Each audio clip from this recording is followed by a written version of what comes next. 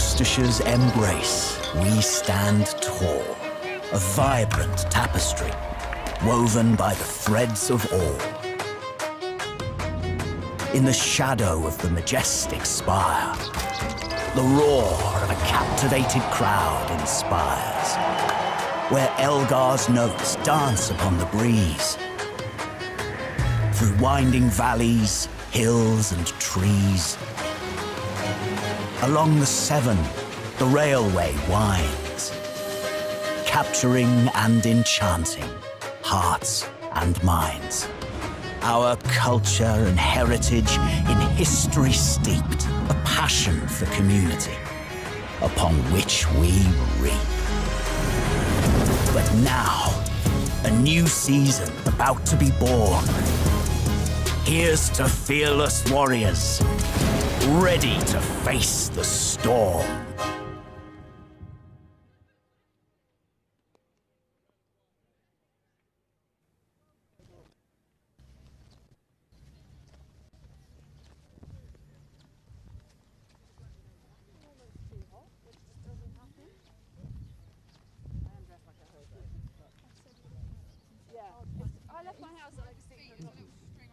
So Sunrisers winning the toss means you're going to be having a bat first. What did you want to do?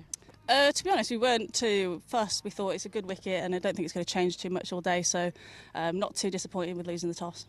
And looking to sort of rediscover that early season form, what have the discussions been like after those last few games? Yeah, obviously we had a good win against Blaze first up, and then we played two good teams in the Vipers and South East Stars. So I think it's just sticking to our processes, keep backing ourselves up in the field, and just keeping that confidence high, really. Have you got any changes in the team today? Yeah, we've got two changes today. Emma Harlock comes back in for Izzy Wong, and Courtney Webb makes her debut for Amy Campbell. Yeah, very exciting having her come in for debut. What's it been like having her join up with the team this week? Yeah, it's been good. I think she brings a lot of energy, and I think she'll bring a lot to our side, both on and off the field. She's a good character, and she's a real competitor. So yeah, looking forward to seeing how she goes. And some interesting results in the tournament as a whole already. How are you guys feeling? Obviously, it's the last year of this as we know it. You know, you want to really go out with some kind of force this year. What's the sort of, does that really affect how you're all thinking sort of behind the scenes, or is it just focus on game day and focus on the here and now? Yeah, obviously at the start of the season, it's our last season of Spark, so we want to try and go out with a trophy. But yeah, as you say, we just go from game to game, focusing on what we've got to do, the job in hand, and just go through it like that. Don't look too far ahead. And also, you've brought the sun out, so it might be quite nice to bat in this. Yeah, it's nice actually. It's good temperature and a lot warmer than the last three. It's been pretty chilly so far, so yeah, happy to see the sun out. Yeah, you can leave the hand warmers at home. I'm actually too hot, which I haven't said in a long time in this country, so that's quite exciting. Well, really nice to chat to you, Eve, and good luck. Go well out there today. A very good morning and welcome to Kidderminster Cricket Club here. We are here for Central Sparks versus Sunrisers in the Rachel Hayhoe Trophy. This is the 50 over competition between the 8 English regions, and they're heading towards a final on Saturday the 21st of September at Leicester County Ground. My name's Claire Jenkins. I'm a former Somerset and Derbyshire county cricketer. I'm joined today by Georgia Heath from Women's Cricket Chat and all sorts of other glamorous things, but I'm sure she'll tell us all about that today. And you will also hear the voice of Mike Perkins. We're due to start at 10:30. We are live here on the Central Sparks YouTube channel. We're also live on the Worcester County Cricket YouTube and also Worcester County Cricket's Facebook. So lots of ways to listen to us today. Remember to press the like button because that will help other people find you. If you want to join in on social media, Central Sparks is Sparks Will Fly or Our Sparks. And if you want to join in for Sunrisers, they are #RiseUp. And we've got the teams and the news from the toss from Georgie Heath. Well, good morning to you, Claire. Good morning, everyone tuning in. It is an absolutely glorious day here today. When I set off this morning, I put in a hell of a lot of clothes, and actually I'm almost too hot. So very exciting to be at. It's my first Rachel Hayhoe Flint game of the season. Is it? One. Yes. Wow. Don't know where I've been, what I've been doing. I've been multi-screening at home. So the news from the toss was that Sunrisers won it, and they're going to have a bowl first. And there are no changes to the Sunrisers team today. So captain Grace Scrivens, alongside her Ariana Dowes, Cordelia Griffith, Jodie Grucock, Maddie Villiers, Amara Carr with the gloves, Flo Miller, Joe Gardner, Nicola Hancock, Esme McGregor and Kate Kopak. And Sparks, well, they will be having a bat first, and they've got 2 changes today. We will see Courtney Webb on debut. She comes in today. Captaining that side, Eve Jones, alongside her, Chloe Brewer, Davina Perrin, Abby Freeborn, Katie George, Bethan Ellis, Emily Arlott. She is back in. Rhea Fackrell, Grace Potts and Hannah Baker. So missing out today from that side, Amy Campbell and Izzy Wong. And I watched that first game of the season, Sparks versus Blaze, which we're happy to say we can have the bragging rights from, because Sparks beat Blaze for the first one for a while. But Wong and Arlott pinned the Blaze in. And although Arlott took the wickets, both of them worked very well together. So we shall see how the new combinations work today.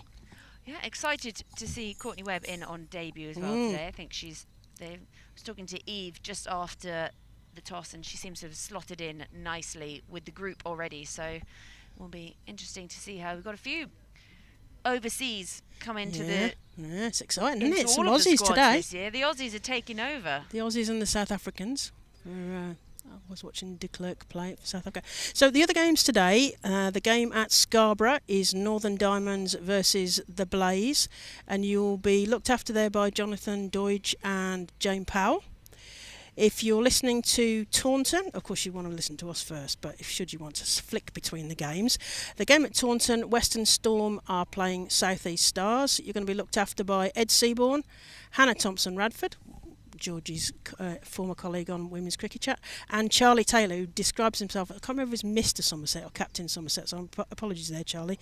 But you're going to be looked after there at Taunton. And the game for Southern Vipers, which is actually at Wormsley, which is the last time I saw Georgie Heath. Anyway, they're going to be playing at Wormsley. Southern Vipers are playing against Lancashire Thunder. Down there, you're going to be looked after by Kevin James, Charlotte Taylor, and Phil Green. Charlie Taylor is busy going on about, well, you can listen to Charlie Taylor at Taunton and Charlotte Taylor at Vipers. So pick your Charlie Taylor, whichever one of those you're going to watch. So, yes, we were told it was going to be freezing cold. So I've got a heated gilet on, which is not turned on at the moment. Several layers, lots of golf clothing, and the sun's out. So I had to put a cap on. It's a bit of a shock. I'm not going to complain. This is the last I'm going to say. No, we're not going to complain. I've gone lacrosse thermals. I've gone warm socks. There's Tuffers. And if you can hear it in the background, we do have a Tuffers with us in commentary today. Tuffers the dog has decided that he wants to play protector in front of our commentary region, which we actually pulled out into the sunshine. So a glorious day here at Kidderminster. Beautiful ground, somewhere I've not ventured to before. No, not me. It's the first time for me as well. So Central Sparks are coming off the back of a rain-affected getting beaten by Stars by 71 runs from the DLS method. So they only got 119 for 6 in 30 overs, unfortunately. Sunrisers, however, on a bit of a high. So they beat Blaze in 20.5 overs by 7 wickets. Blaze were 87 all out, unfortunately, and Sunrisers got that 91 for 3. So Sunrisers on a high then. Sunrisers on a high. Well, we saw it. Do you remember last season? First game of the season, obviously there'd been a lot of talk about Sunrisers. They'd really struggled. They couldn't find a win, and they came out and they beat the Vipers in the first game. And it was sort of, was this going to be their season? It wasn't in the end, but they did put up a mighty fight last season compared with the year before. But they are all just heading out in that lovely looking sort of black kit with the big red numbers on the back, captained now by Grace Scrivens, who obviously captained that England under-19 team that made it to the final at the World Cup last year and beat the Aussies in the semi. Did we mention that? I think we did.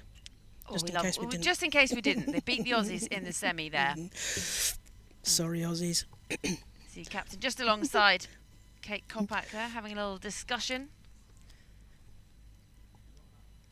In the score box today, we've got Heather Vernon and Sue Drinkwater. So we've got the A team here because they were the only 2 scorers for the Commonwealth Games. Well, there you go. They were in the completely female player control team, which is the umpires, the match referees, and the scorers. So we've got the A team here today. But they've got the luxury of a box, which they tell me they've got a heater in. So We don't need a heater. Don't know No, what we you're on don't, about because the there. sun's out We don't at need the a moment. For now. For now, yes, indeed. And in terms of the umpires, I think I spy. Oh, that's not right. I'm looking at the wrong game there. I'll tell you where the umpires are in a minute. We're getting a wave. Well, it's going to be Kate Kopak to open up proceedings with the ball. Number 11 across her back. Well, the batter at the other end also. Number 11 across her back, Captain Eve Jones from Sparks. So she'll be taking the first delivery. Opening batting partner in crime, Chloe Brewer, looks pretty relaxed up the other end. It does. So, yes, it's Naeem, Ashraf and Joe Ibbotson are the umpires. And Kopak coming in, right arm over. Oh, is that edge, the first ball? Oh, she's gone the first ball, that's out.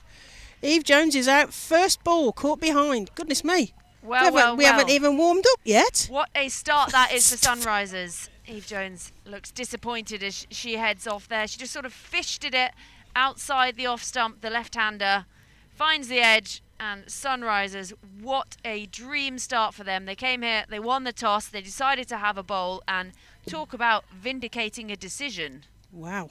I only just got who the umpires were out, and we've got the first wicket down. So Sunrisers will, yes, have their tails up, as it were, and great start for them. But you were talking about Grace Scrivens and her success at under-19s and things, and you've got to. I also hope that she learnt lots from Danny van Neerkerk playing last year for Sunrisers, and I think in the wider squad, but I think maybe on holiday or something at the moment. But yes, you like to think, because Danny van Neerkerk must have one of the most tuned cricket brains in terms of leadership, so you like to think that some of that has rubbed off in Grace Scrivens, who great things are thought of. Much promise, we hope. Yes, you would think so, and also she's seasoned by that captaincy at the under-19 World Cup. There was a lot more exposure there than she would have had as a captain, perhaps. But obviously, it's that first World Cup. Took them to the final. She was player of the tournament as well, captain of the team of the tournament. So she really had a pretty good show of it. Yep, doing well. South Africa, and then they obviously lost to India in that final there. But at the helm of the Sunrisers these days. G in 'em up, and this will be to Abby Freeborn this time, who comes forward and defends that textbook styly, and they all fly in like the red arrows, or black arrows, and black and red arrows we should say, in the kit that they're in, as Georgie mentioned. They've always got really nice kit, the Sunrisers, actually. Yeah, those funky arms they had last year. I was a big fan. Yeah, big fan of funky arms. Big fan of funky arms, always. Mm-hmm. And actually, I quite like the look of the Sparks stuff this year as well. That little bit of yellow on there. I'm not sure about the yellow. Little bit football shirt. Yeah. Freeborn forward again, defends, there's no run. Yes, perhaps a little football shirt. And I could do with the names being a little bit bigger, but maybe it's because don't tell too many people, but edging towards the big 3-0. Really? So maybe it's my eyesight. Those numbers, the numbers on the back of Sunrisers are what I need these days. Yes. I'm coming at 30 from a very long distance. I'm on my long run, from the wrong side. Kopak in. Played outside the off through point, but that's fielded quite nicely, if a little skiddily, and they get through for a single. So first score on the board. Central Sparks are 1 for 1. Yeah, nice looking shot.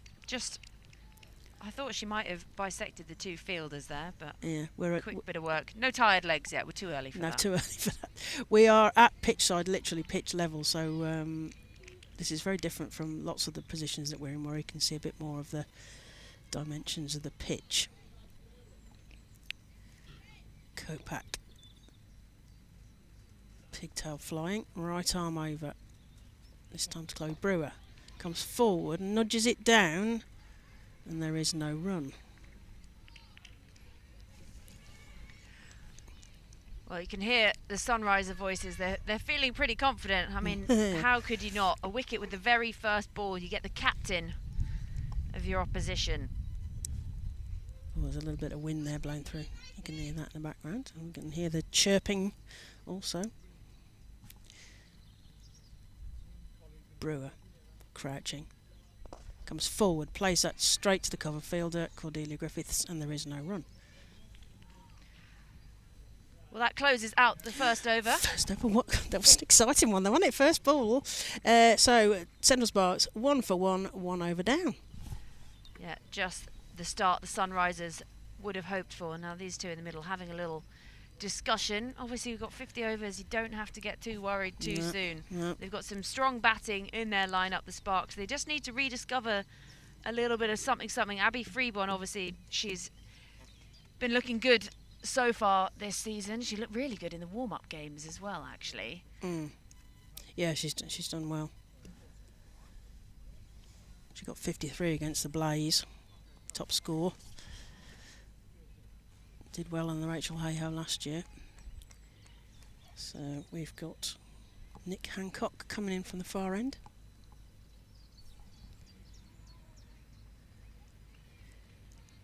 Sunrisers Australian. She got 3 for 20 off their game against the Blaze. Oh, straight through to the wicket keeper again. Goodness, they're going to be very excited. Nicola Hancock gives a little moment, trying to get her face. I think we're a long way away, but it looked like she was just trying to get eye contact with the batter. Well, just wafting a little bit at that one. You can see we've actually got 2 slips in here, which is a nice attacking field from the young captain early on. We've obviously seen an edge caught behind already. So why not put that little bit of pressure on, tempting them outside that off stump? Yep, Hancock in again. Freeborn comes forward and over-exaggeratedly just dobs that down, and there is no run.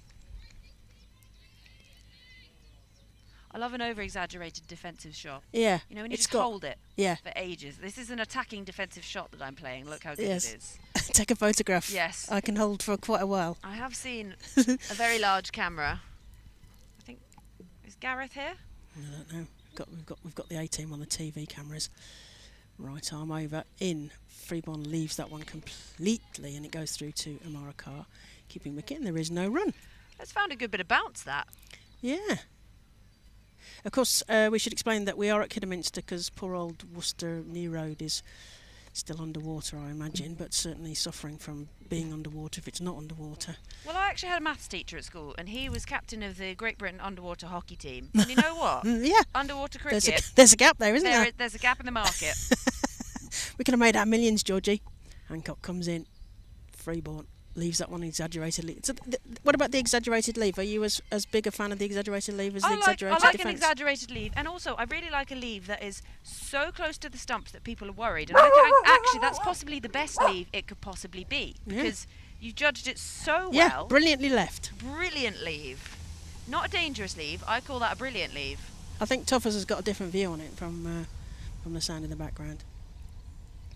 He doesn't like a leave, I don't think. I think he likes to see the ball hit. Hancock in from the far end to us. Freeborn again, another exaggerated leave.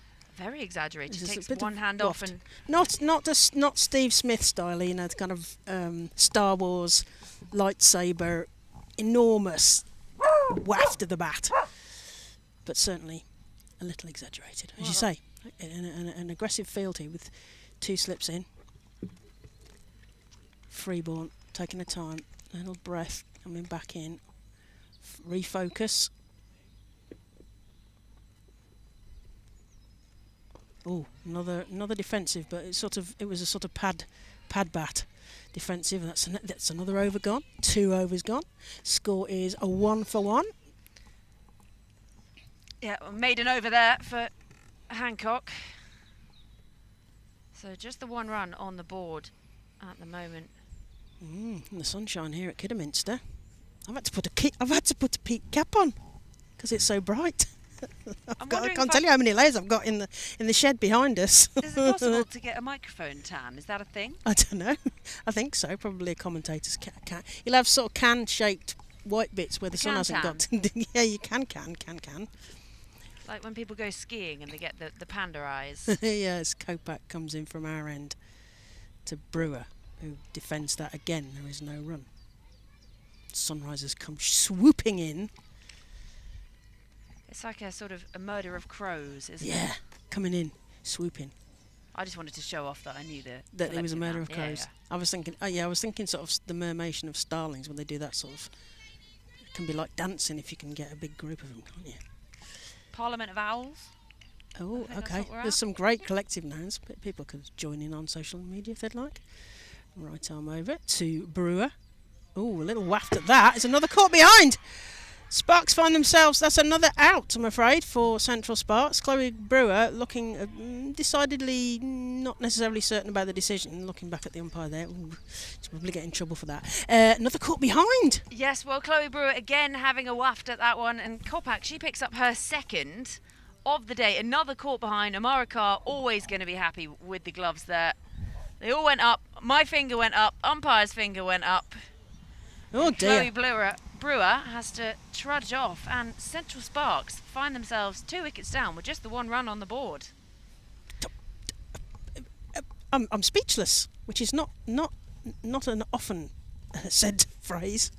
Oh dear, we didn't see much of Chloe Brewer, unfortunately. So, right, okay. Next batter in then. We are just young waiting. Davina Perrin coming out Yes. to the middle. Is it Davina Perrin? We're a long way away. Not sure if that was the batting order that we were given. So Sparks find themselves 2 wickets down for only 1 run, with number 3 and number 4 at bat. Courtney Webb got the Aussie. As Courtney Webb, making her debut for Central Sparks, comes to the crease to bat with Abby Freeborn. She's Tasmanian born and playing her cricket for South Australia. She's a Melbourne Renegade, so she'll have come across Eve Jones before. Did she? I think she played there. She did play there, yes. Yeah. Or the Renegades, as they were known when I think Danny Wyatt was there. She likes to attract a nickname. So first ball of the Rachel Hayhoe for Courtney Webb, who leaves that one fairly exaggeratedly. There's a sort of leave above her shoulder. Was that acceptable enough or not? That's acceptable, yeah. Very The only understated leave. leave. Not acceptable is if you leave it and it hits your stumps. Oh yeah, that's a bad leave. So both openers back in the hutch. Yeah. Sunrisers, advantage Sunrisers. Kopak comes in, right arm over, and that's defended down to point, and there is no run. Feeling bat on ball, that's what they say, don't they? That one want to feel bat on ball early on.